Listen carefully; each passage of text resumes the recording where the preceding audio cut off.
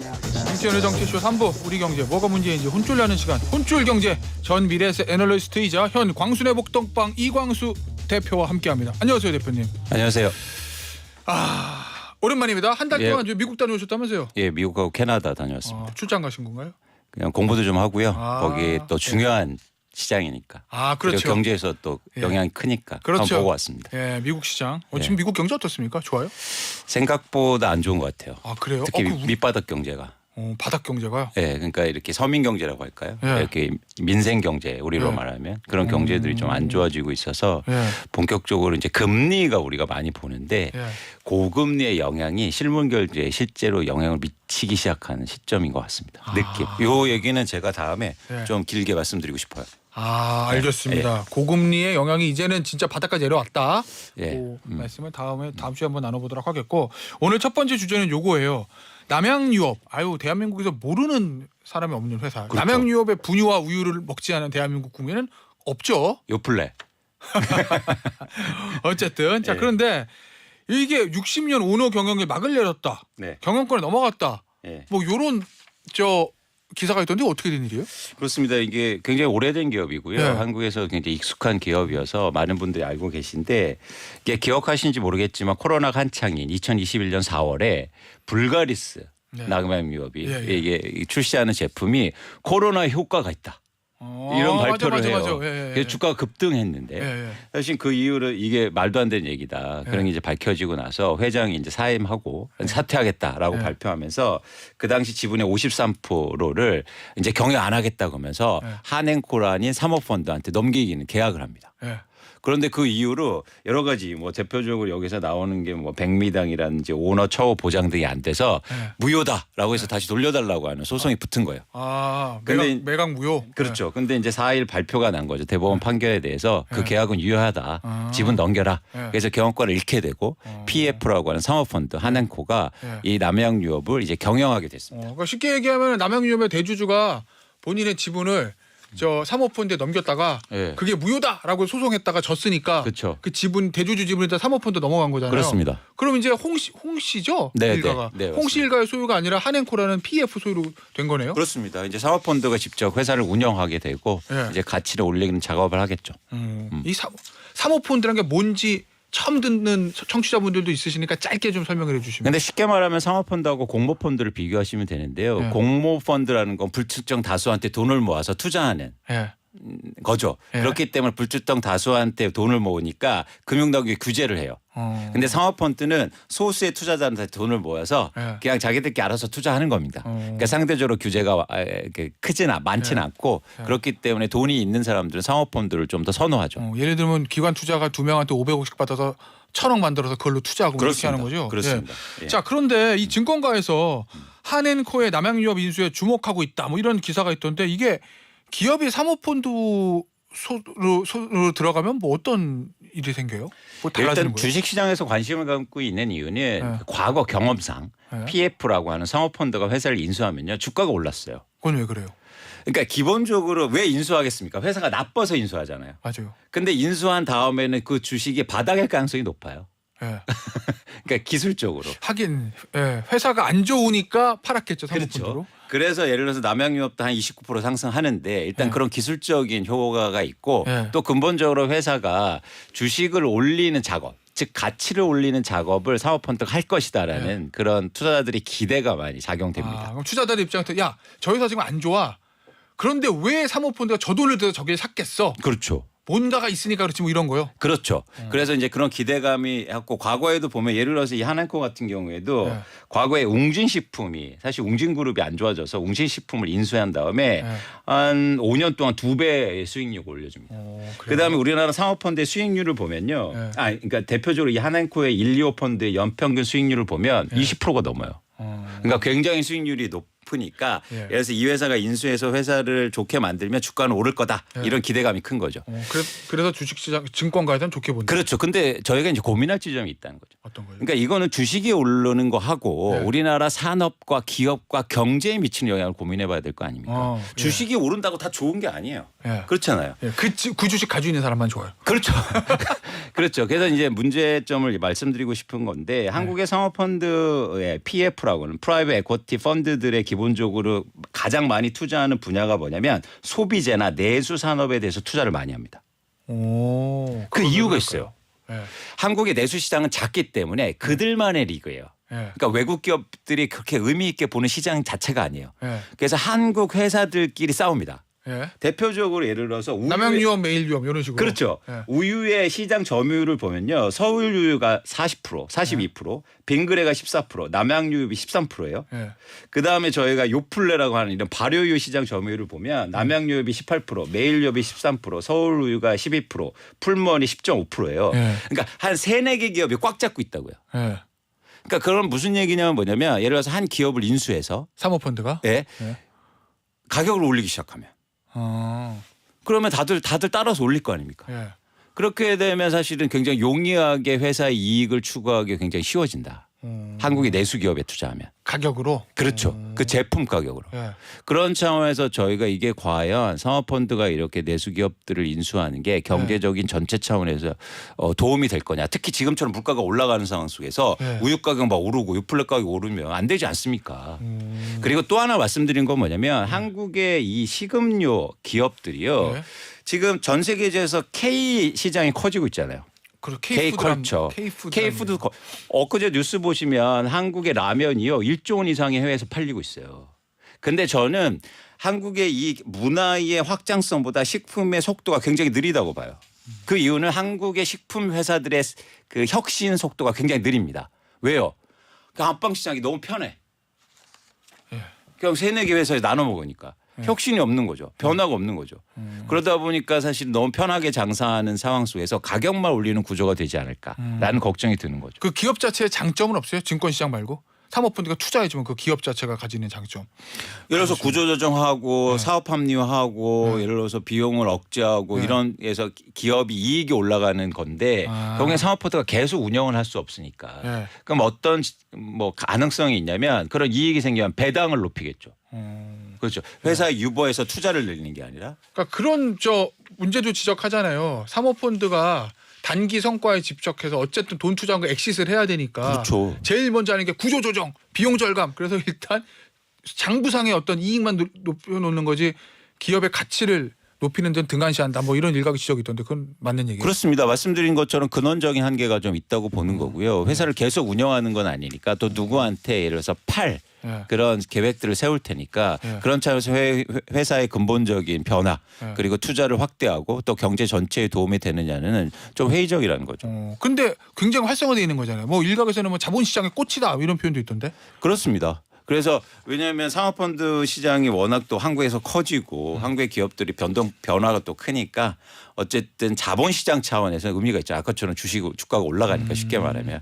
근데 이게 산업이나 우리의 경제 차원에서는 좋은 일인가는 좀 고민할 필요가 있다는 거고요. 또 한 가지 이제 아까도 잠깐 얘기했죠. 직접적으로는 이게 직접 식품에 또 영향이 있기 때문에 물가에 영향을 주니까.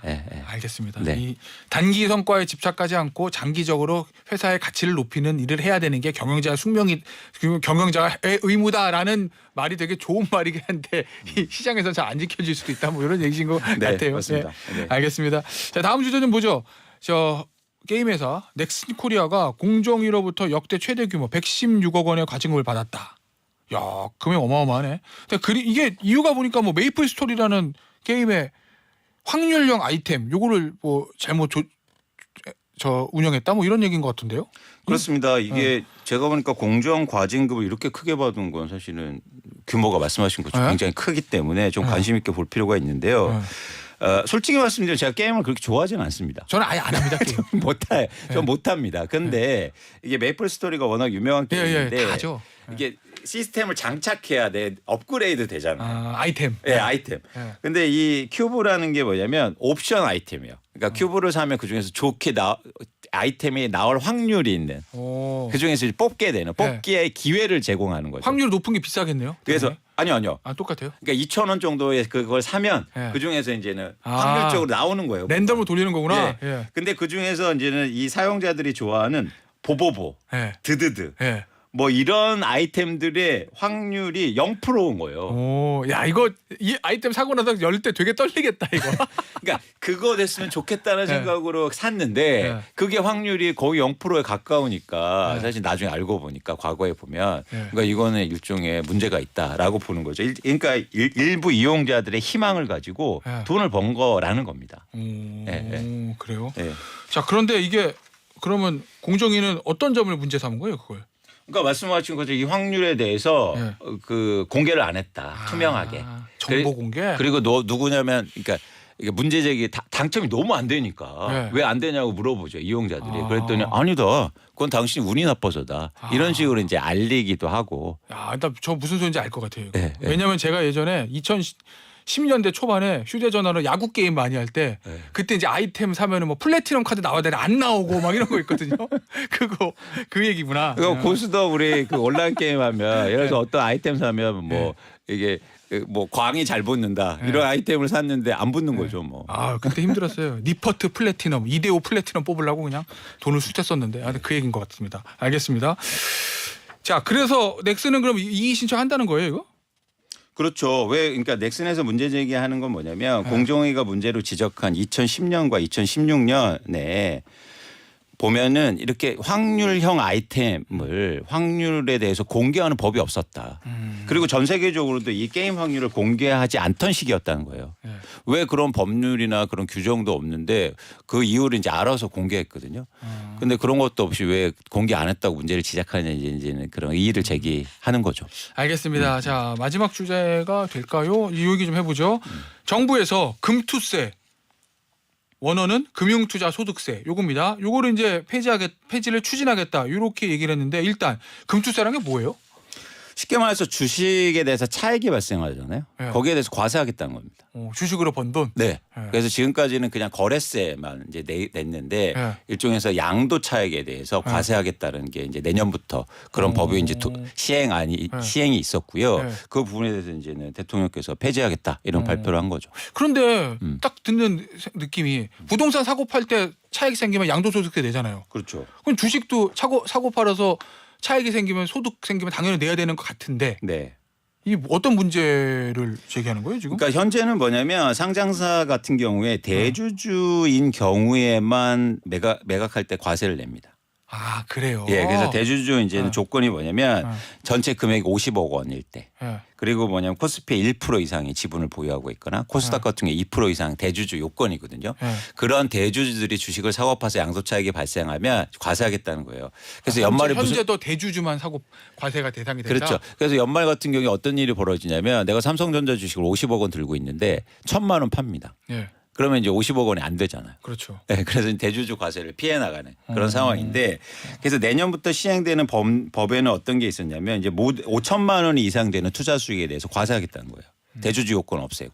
그래서 뭐 22%에서 27.5%를 과세하겠다는 건데 이 법에 대해서 이제 폐지를 하겠다는 겁니다. 시행을 안 하겠다. 그러면은 모든 투자자에 대해서 과세하지 않겠다 이런 거. 50억 이상의 대주주 요건은 이제 유지되겠죠. 근데 일반 투자자들 5천만 원 이상의 수익을 낸 사람들. 50억은 유지되고 이거 어떻습니까? 시행되면 장점과 단점이 있을 것 같은데요. 그러니까 이제 논란이 되는 게 첫 번째는 뭐냐면 이제 부자 감세다. 그래서 그러니까 일반적으로 뭐냐면 국내 주식 투자자가 1,400만 명 정도 되는데요. 금투세 대상자가 한 15만 명 정도로 돼요. 근데 이 중에 이게 보면 100명 중에 1명이에요. 그러니까 5천만 원 이상의 실제로 수익을 내는 사람들이 그래서 너무 소수를 위해서 이게 크게 근간을 좀 해트리는 거 아니냐 이런 부자 감세 논란이 있고 두 번째는 세금이라는 게 소득 있는 곳에 세금이라는 게 기본적인 그런 방향성 아닙니까? 근데 뭐 변호사니까 더 잘 아시겠지만 근데 그런 부분에 대해서 근간 전 세계적으로 주식의 모든 과세가 있는데 좀 이게 맞지 않느냐는 거죠. 근데 이제 찬성하는 입장에서는 한국의 주식시장에 좀 원활하게 그러니까 주식시장도 좋아지고 기업들도 여기서 자금을 확보하기 위해서는 투자자들이 여기서 과세를 하면 개인 투자자들이 피해가 가기도 하고 뭐 투자금이 줄지 않겠느냐 이제 논란이 있는 겁니다. 근데 이게 만약에 저 폐지하면 주식시장 활성화에 도움은 되는 거예요?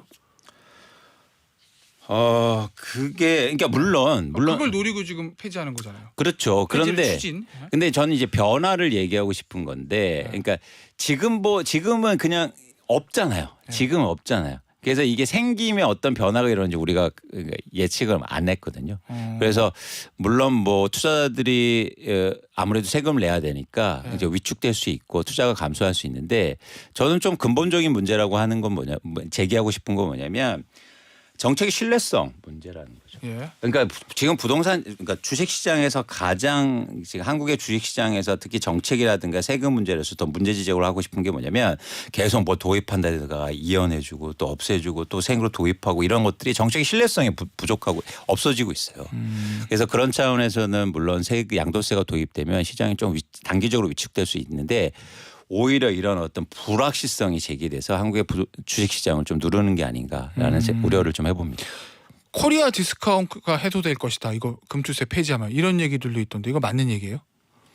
그러니까 이런 거예요. 혹시 예를 들면 앞서 말씀하신 대로 야 연말에 대주주 물량이 자꾸 쏟아져 나와 50억 규제 피하려고 그래서 주식이 떨어져 연말에 산타랠리가 없어져 요거를 막기 위한 조치다. 뭐 이런 일각의 시각도 있는 것 같던데. 그러니까 이게 대주주과세를 7,000명이 냈는데요. 예. 그 7,000명이 안 낸다고 해서 시장이 좋아지고 그런 한국의 주식시장은 아직 아닙니다. 그리고 또 하나 뭐냐면 아까 말씀드린 것처럼 변화를 얘기할 때 한국 코리아 디스카운트가 없어진다. 그럼 그동안 금투세가 있어서 코리아 디스카운트가 있었습니까? 그러니까 그 본질적인 인과관계가 아니거든요. 그런 차원에서는 금투세 문제를 좀 더 다른 차원에서 접근할 필요가 있다는 거죠. 뭐 세수라든가 아니면 뭐 세금의 어떤 당위성, 공정성, 뭐 세수 확보 뭐 이런 것들도 한번 고려해 볼 필요가 있다는 거죠. 우리 대표님은 개인적으로는 어떻게 하는 게 맞다고 의견을 가지고 계세요? 금투세 문제에 대해서? 저는요. 예. 장기 투자할 경우만 금투세를 안 매겼으면 좋겠어요. 장기 투자. 예. 그래서 장기적으로 주식을 투자하시고 좀 안정적으로 하시는 투자 문화를 위해서 장기적으로 보유하고 투자하시는 분들에 한해서만 금투세를 없애주는 게 좋지 않느냐라고 보고 있습니다. 단기적으로 치고 빠지는 막 사람들은 단탐하고 작정하고 이런 사람들한테 그대로 세금 안 내라고 하면 그 문제가 있잖아요. 예. 그게 한국의 오히려 투자 문화를 또 왜곡하는 그런 문제라고 좀 보고 있거든요. 예. 그래서 이런 세금의 정책이라는 게 시장을 더 좋게 만들려면 장기 투자 문화를 좀 활성화시키기 위해서는 오래 보유할수록 세금을 깎아주는 그런 방안이 훨씬 더 효과적이지 않을까 생각합니다. 글로벌 증시는 어때요? 그렇지는 않습니다. 다 내게 돼요. 뭐 글로벌은? 보유기간에 상관없이. 아, 그래요? 미국 같은 알겠습니다. 경우는. 예. 자, 이게 진짜 마지막 아이템 이슈가 되겠습니다. 요즘 보니까 청약을 포기하는 사람들이 많아지고 있다. 이런 기사들이 있더라고요. 아파트 당첨을 위해서 붙던 청약통장을 해지하는 사람들이 최근 1년간 100만 명이 넘었다. 네. 사실 예전 이 청약통장이 내 집 마련의 막 시작이고 직장인들 막 다 요거 만들고 막 이랬었잖아요. 네. 근데 이거 왜 이렇게 해지하는 사람이 많아진다는 거예요? 일단 청약 통장이 최근에 증가한 원인을 찾아야 되는데요. 증가한 원인은 뭐냐면 청약을 통해서 내 집 마련하기보다도 청약을 통해서 돈을 벌기 위해서요. 네? 그래서 분양을 받으면 차액이 생기니까. 전매? 네, 그렇죠. 분양권 전매나 나중에 이제는 차액을 기대하는 건데 최근에 분양가가 오르고 네. 그러니까 신규 분양을 받아도요 차액이 안 생겨. 그러니까 굳이 내가 청약통장을 가입해서 거기서 돈을 벌 기회가 찾을 필요가 없는 거죠. 예. 그리고 청약통장의 가장 큰 단점은 뭐냐면 금리가 너무 낮아요. 예, 일반 시중금리보다 예금금리보다 그렇다 보니까 사실은 해지하는 사람들이 훨씬 많아지고 있는 거죠. 그러니까 그런 어떤 투자 수익에 대한 기대감이 줄고 있다. 그게 가장 큰 원인이라고 보고 있습니다. 그러면 사실 그러면 그 얘기는 이제까지 청약통장을 가입하던 사람들의 많은 사람이 내 집 마련을 위한 꿈보다는 이 차액 실현, 요거를 노리고 가입한 사람이 많았다는 말씀이죠. 그렇죠. 최근에 증가한 사람들이 그리고 최근에 이제 포기하는 사람들도 그런 사람들이 많다는 거죠. 근데 여기에 부안회동에서 내가 10년이나 20년 동안 통학통장을 부어놓고 청약을 통해서 내 집 마련하시는 분도 해지하면 안 된다는 겁니다. 그렇겠죠. 그런 사람들이 해지하는 사람이 있습니까? 그러니까 부안회동 그럼 통학통장 갖고 있을 필요 없지 이렇게 많이 해지하는데 나 10년 동안 부었는데 그래도 나 해지할래. 그래서 다른 적금에 넣어야지. 이러시면 안 된다는 거예요. 그 사람들은 부류가 다르다는 거예요. 알겠습니다. 왜냐하면 청약시장은 다시 바꿀 수 있기 때문에 여러분들이 가장 좋은 무주택자분들이 가장 좋은 내 집 마련 방법이 될 수 있습니다. 그래서 이렇게 뉴스들이나 이런 걸 보시면서 내 오랫동안 간직했던 통장을 포기하지 마시라. 아직도 효용성이 있군요. 아니 왜냐면 야 이거 청약통장 있어봐야 내 집 마련하려고 그러는데 당첨도 안 돼. 뭐 조건이 워낙 많이 붙어가지고 뭐 이런 얘기들도. 지금은 효용성이 떨어지는데 앞으로 커질 가능성이 있다는 거예요. 아. 청약 통장이 필요할 시기가 반드시 오게 된다. 예. 그러니까 지금만 보지 말고 오늘만 살지 말고 내일을 살아야 될 거 아닙니까? 예. 아. 그래서 여러분들이 올해 이게 보시고 특히 신혼부부다니까 젊은 청년층은 제발 청약 통장을 내 집 마련하는데 도구로 활용하시고 해지하지 마시라는 말씀 꼭 드리고 싶어요. 한때 뭐 그런 거 있었잖아요. 저 지역에 청약 당첨되려면 뭐 점수 있어야 되는데 뭐 부모님 모시고 장기간 무주택이고 뭐 그런 조건들 막 붙어야 되는 거 있잖아요. 그렇죠. 조건 가점. 예, 가점 다 채워도 당첨되기가 어렵다는. 그렇죠. 그런데 앞으로는 달라질 수도 있다. 그렇습니다. 반드시 그래요? 좋은 기회가 올 수 있고요. 그래서 여러분들이 크게 부담이 과연 없으면 막 내가 신용카드 요즘 연체율이 증가하고 있는데 청약통장은 지켜야지. 이건 안 되죠. 근데 내가 어느 정도 여유가 좀 있으시고 청약통장 그래서 꼭 가지고 계셨으면 좋겠다는 말씀을 꼭 드립니다. 오, 알겠습니다. 그게 청약 시장이요. 예를 들어서 뭐 저 신혼부부 대상, 청년 대상, 뭐 중장년층 대상 이렇게 청약 조건들 나눠지는 경우들도 있나요? 그럼요. 예를 들어서 뭐 이게 특별 청약이라고 하는데 그래서 신혼부부 청약도 있고 그런 청약이 있으니까 그런 거 잘 활용하셔야 됩니다. 앞으로 또 좋은 시장이 올 수 있다는 겁니다. 오, 알겠습니다. 아, 이게 부동산 시장은 주식 시장은 단기적으로 변화가 많은데 주식 시장은 부동산 시장은 변동의 텀이 좀 장기적이어서. 그렇죠. 예. 그래서 그 말씀하신 게 굉장히 중요한데요. 뭐냐면 두 개가 투자 자산인 건 똑같은 성격을 갖고 있는데 좀 다르게 보실 측면이 있어요. 특히 기간 차원에서는 주식은 뭐라 그럴까 이 변화에 좀 민첩하게 대응해야 되고 부동산은 뭐냐면 그 변화의 그 뭐랄까 기간을 좀 길게 보실 측면이 있습니다. 알겠습니다. 네. 미국에서 금리가 어떻게 됐다고 주식은 뭐 팔고 사고 할 수 있지만 부동산은 그러지 말 기다려라. 그렇죠. 뭐 이런 취지의 그렇죠. 말씀이었던 것 같습니다. 알겠습니다. 오늘 혼줄 경제는요. 여기서 마무리하도록 할게요. 지금까지 이광수 전 미래에셋 애널리스트였습니다. 감사합니다. 고맙습니다.